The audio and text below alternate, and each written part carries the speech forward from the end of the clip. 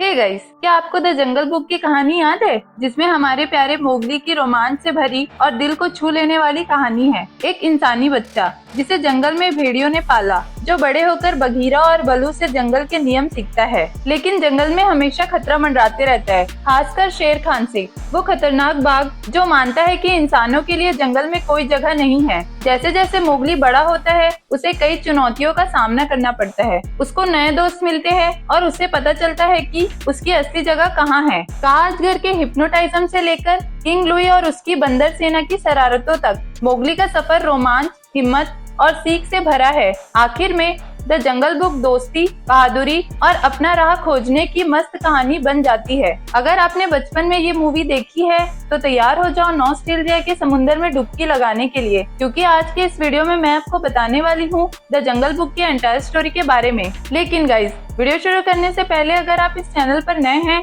तो वीडियो को लाइक कर देना और चैनल को सब्सक्राइब कर बेल आइकन को भी प्रेस कर लेना, क्योंकि आप में से बहुत से लोग वीडियो को देखते तो है बट लाइक एंड चैनल को सब्सक्राइब नहीं करते, तो प्लीज कर देना। साथ ही वीडियो को हाइप कर देना और जितना हो सके अपने फ्रेंड से शेयर भी कर देना। और अगर आप मुझे और भी सपोर्ट करना चाहते हैं तो चैनल को ज्वाइन कर इसके मेंबर भी बन सकते हैं, क्योंकि मैं ऐसे ही मजेदार वीडियो आपके लिए लाती रहूंगी। तो चलिए बिना और देरी किए शुरू करते हैं। तो गाइस, कहानी की शुरुआत होती है मध्य प्रदेश के घने जंगलों के बीच, जहां ऊंचे ऊंचे साल के पेड़ों से धूप छनकर आती है और नदी पुराने गाने गुनगुनाती है। वहीं किस्मत कुछ अलग करने वाली थी। एक छोटी सी टोकरी नदी में बह रही थी, कभी पत्थरों से टकराती तो कभी झाड़ियों में अटकती। उस टोकरी में था एक छोटा इंसानी बच्चा, रोता हुआ, डरा सहमा, पर उसकी आंखों में एक अजीब सी चमक थी, ऐसी चमक जो एक दिन पूरे जंगल को रोशन करने वाली थी। उसी वक्त उस टोकरी को एक काला, चालाक और समझदार तेंदुआ बघीरा देखता है।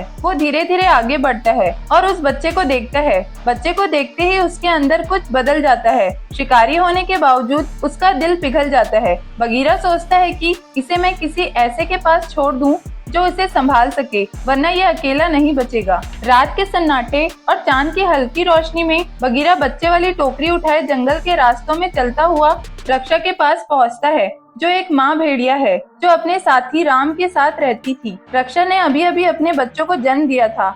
जैसे ही बघीरा वो बच्चा उसके सामने रखता है, रक्षा का दिल भर आता है। वो बच्चे को सूंघती है, फिर धीरे से उसे अपने पंजों में समेट लेती है और कहती है, अब ये मेरा है, मैं इसे अपने बच्चों के साथ पालूंगी। बस उसी पल से वो बच्चा झुंड का हिस्सा बन जाता है, जिसके बाद भेड़ियों ने उसका नाम मोगली रखा, मतलब मेंढक, क्योंकि उसकी चमड़ी चिकनी थी और उस पर बाल नहीं थे। साल बीतते गए, अब जंगल ही मोगली के खेल का मैदान था और उसका स्कूल भी। रक्षा की देखभाल में उसने जंगल का कानून सीखा, जानवरों की भाषा सीखी, साथ ही जंगल में जीना और खतरों से बचना भी सीख लिया। वो भेड़ियों के बच्चों के साथ दौड़ता, उनसे खेल खेल में कुश्ती करता और पेड़ों पर ऐसे चढ़ जाता जैसे बंदर लताओं पर झूलते हैं। बघीरा भले ही उसका बाप न था, पर वो उसका गुरु और रखवाला दोनों था। वो हमेशा परछाई की तरह उसके आसपास रहता, उसे सिखाता, उसकी गलती पर उसे डांटता और हर खतरे से उसे बचाता। धीरे धीरे मोगली जंगल का हिस्सा बन गया। अब तो सबसे डरावने जानवर भी उसे पहचानते थे कि ये सियोनी भेड़िए झुंड का इंसानी बच्चा है। 10 साल बाद मोगली बड़ा हो चुका था। वो मजबूत, निडर और फुर्तीला हो गया था। वो पूरी तरह जंगल का हो गया था। जब वो अपने भेड़िए परिवार से मिलने आता तो सब छोटे भेड़िए दौड़कर उसके चेहरे को चाटते और खुशी से उछल पड़ते। बघीरा और बाकी भेड़िए उसे देखकर गर्व महसूस करते थे, पर उनके दिल में एक डर भी था, क्योंकि वो जानते थे चाहे मोगली कितना भी जंगली बन जाए, वो आखिर इंसान ही है और एक दिन उसे अपने जैसे लोगों के पास लौटना ही होगा। और वो दिन जल्द ही आ गया। एक शाम जब आसमान लाल सूरज की रोशनी में डूबा था, सियोनी के भेड़िए काउंसिल रॉक पर इकट्ठे हुए, वो जगह जहां पूरे जंगल के बड़े फैसले लिए जाते थे। वहां भेड़ियों के लीडर अकेला ने सबको एक डरावनी खबर दी कि शेर खान लौट आया है। शेर खान कोई आम शिकारी नहीं था, वो बहुत बड़ा, चालाक और बहुत ही खतरनाक बंगाल का बाघ था और वो इंसानों से बहुत ही नफरत करता था, क्योंकि एक शिकारी ने उसे आग से झुलसा दिया था और उसकी गोली ने उसे घायल कर दिया था। तब से वो हर इंसान से बदला लेना चाहता था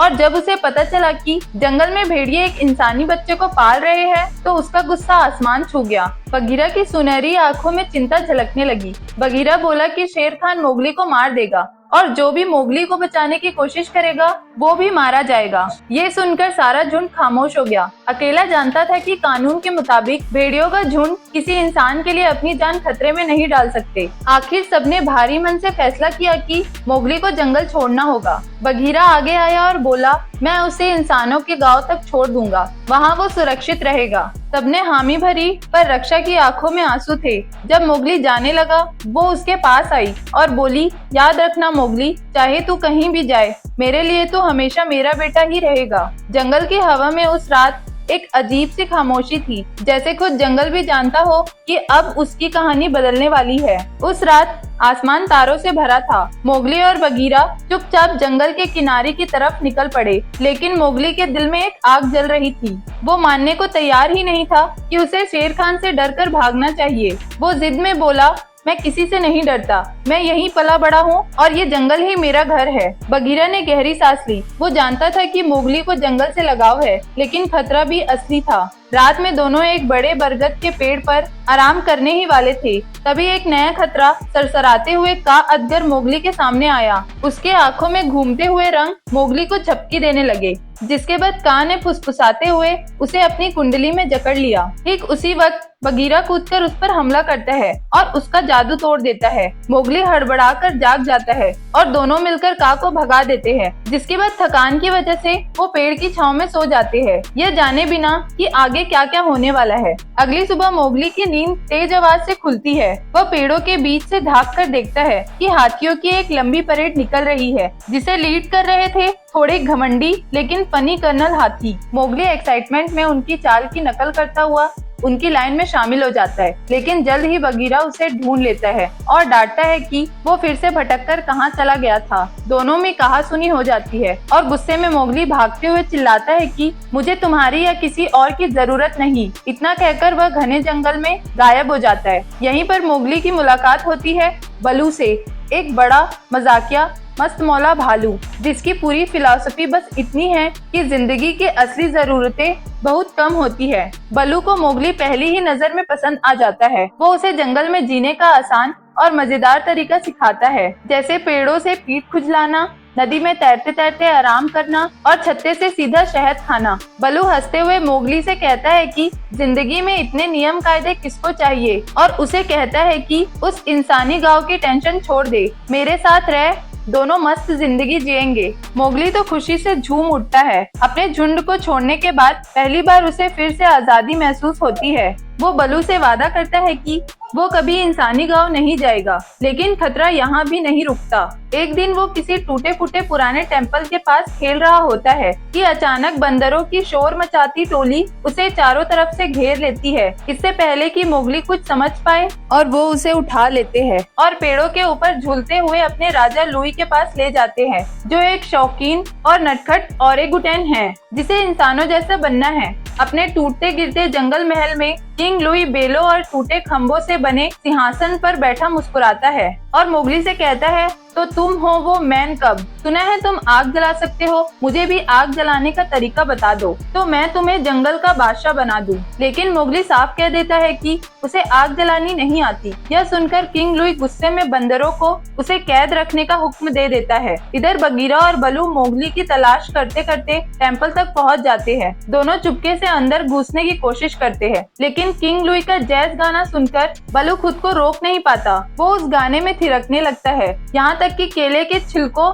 और नारियल के खोल पहनकर बंदरों में घुल मिल जाता है। कुछ देर तक उसकी ये चालाकी काम करती रहती है, लेकिन फिर बलू का सच सामने आ जाता है और पूरे टेम्पल में हड़कंप मच जाता है। बंदर इधर उधर कूदने लगते हैं, बेलें टूट जाती है और टेम्पल का आधा ढांचा गिरने लगता है। किंग लुई टेम्पल की छत को पकड़ने की कोशिश करता है, लेकिन बलू उसकी बगल में गुदगुदी कर देता है, जिससे सब गड़बड़ हो जाता है। बंदर घबराकर दूसरी तरफ कूदते हैं और पूरा टेम्पल धड़ाम से ढह जाता है। इस अफरा तफरी में बगीरा बलू और मोगली को निकालकर सेफली जंगल में भाग जाते हैं। उस रात बगीरा गंभीर होकर बलू से कहता है कि जंगल अब मोगली के लिए सुरक्षित नहीं रहा। शेर खान पास ही है। अगर तुम सच में उसकी परवाह करते हो तो उसे इंसानी गांव ले जाना होगा। उसे बचाने का यही एक रास्ता है। बलू का चेहरा उतर जाता है। वो मोगली को बहुत चाहता है और उसका दिल नहीं तोड़ना चाहता, लेकिन वो अंदर से जानता है कि बगीरा सही कह रहा है। अगली सुबह मन भारी करके बलू मोगली से कहता है कि तुझे इंसानी गांव जाना होगा दोस्त, इसी में तेरी भलाई है। मोगली बलू से कहता है कि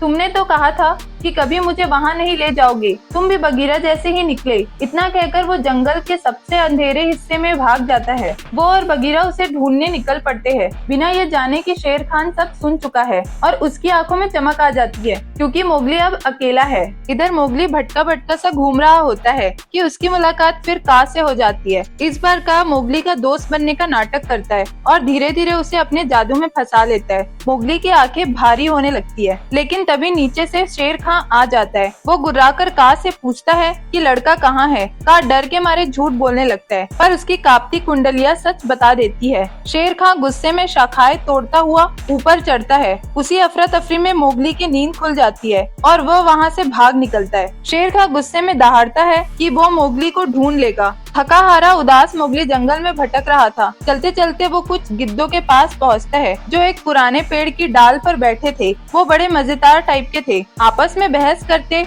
मजाक उड़ाते और हंसी मजाक में समय बिताते। मोगली को उदास देखकर उनमें से एक बोला, अरे ओ छोटे, उदास क्यों बैठा है? अब तो तेरे पास हम हैं, तेरे नए दोस्त। फिर सबने मिलकर दोस्ती, साथ और हिम्मत पर एक मजेदार सा गाना शुरू कर दिया। मोगली हल्का सा मुस्कुराया। उसे लगा जैसे फिर से कोई अपना उसे मिल गया हो, लेकिन वो खुशी ज्यादा देर तक नहीं टिकी। अचानक आसमान काला पड़ने लगा और हवा में डर सा फैल गया और फिर झाड़ियों के बीच से शेर खान बाहर आया। उसकी गरज सुनकर पेड़ तक कांप उठे। वो गुर्राया, तो तू ही है वो इंसान का बच्चा जो मेरे जंगल में जीने की हिम्मत करता है। मोगली पहले तो डटा रहा, लेकिन जब शेर खान उसके चारों तरफ घूमने लगा उसके कदम कांप गए, पर मोगली वहीं खड़ा रहा। तभी बादलों की गड़गड़ाहट गूंजी और अचानक बलू आ धमका। वो गुर्राता हुआ शेर खान पर झपटा। उनकी लड़ाई की आवाज पूरी घाटी में गूंज उठी। तभी आसमान से बिजली पास के एक पेड़ पर गिरी और पेड़ जल उठा। तभी मोगली को बगीरा की बात याद आई कि शेर खान आग से डरता है।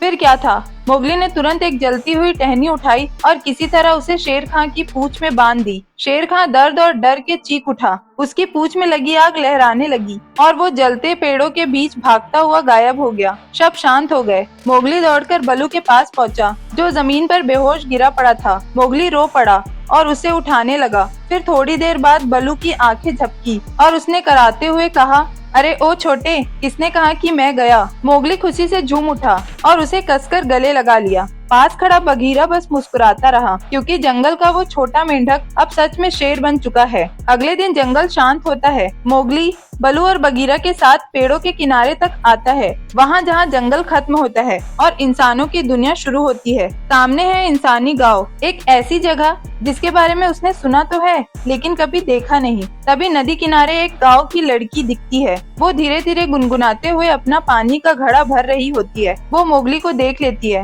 और हल्का सा शर्मा कर अपना घड़ा गलती से गिरा देती है। जिज्ञासा में मोगली उसके लिए घड़ा उठाकर देता है। लड़की मुस्कुराती है और गांव की ओर चली जाती है और बीच बीच में पीछे मुड़कर उसे देखती रहती है। मोगली उस लड़की के पीछे पीछे गांव की तरफ बढ़ जाता है। बलू और बगीरा चुपचाप उसे जाते हुए देख रहे होते हैं। वो जानते हैं कि ये उसका रास्ता है। बलू गहरी सांस लेता है और बगीरा से कहता है कि लगता है बगीरा अब वो वहीं जा रहा है जहाँ उसे होना चाहिए। बगीरा सिर हिलाता है। हाँ पुराने दोस्त, अब मोगली को उसकी राह मिल गई है। दोनों वापस जंगल की ओर लौट जाते हैं और जंगल फिर से सांस लेने लगता है। बस अब मोगली की हंसी पेड़ों के बीच सुनाई नहीं देती, लेकिन उसकी याद हर पत्ते की खामोशी में, हर बहती धारा में, हर गूंजती दहाड़ में छुपी है। क्योंकि भले ही उसने इंसानों के बीच नया घर पा लिया हो, लेकिन जंगल कभी अपने मोगली को नहीं भूलेगा। उस लड़के को जो भेड़ियों के साथ दौड़ा, भालू के साथ गाया और बाघ के सामने खड़ा होकर साबित कर दिया कि उसका दिल सच में जंगल जैसा ही था।